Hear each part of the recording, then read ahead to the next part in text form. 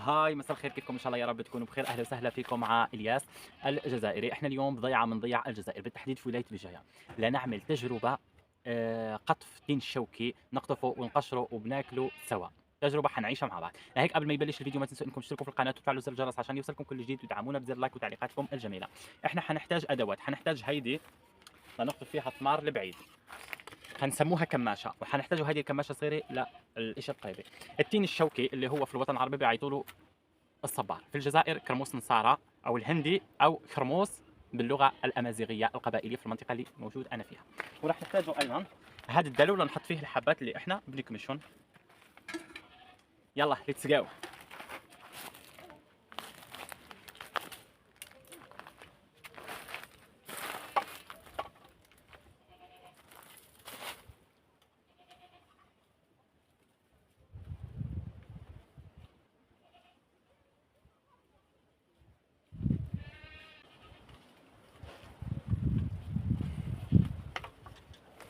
كمشنا واحده والله كمشنا واحده. بنجيبوا هذا الدلو، اول حبه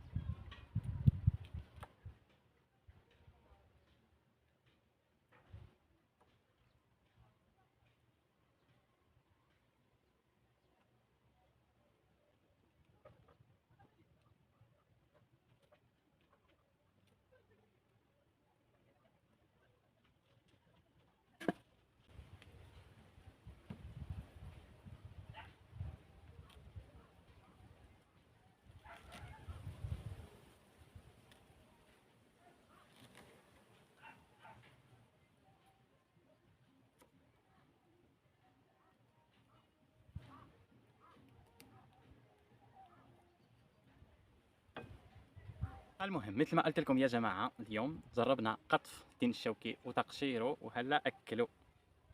صراحه بشهي، واليوم يعني هلا بهيدا الوقت الجو مو حار، لهيك مش مضطرين اننا نحطه بالثلاجه. اما اذا كان الحبات منن بردانين فالاحسن انكم تبردون بالثلاجه، لانه هيدي الفاكهه يستحسن ويفضل ان تؤكل وهي بارده.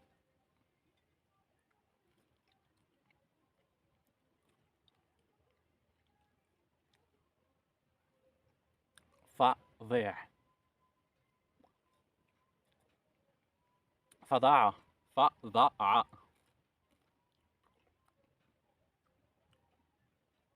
انا هدول الحمر ما بحبهم.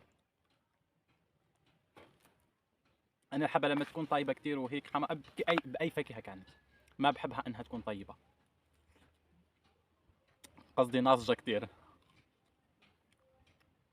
رغم ذلك حلوة. نجرب هيدي لأنها ناضجة كتير وحمراء. ما حبيت نهائيا.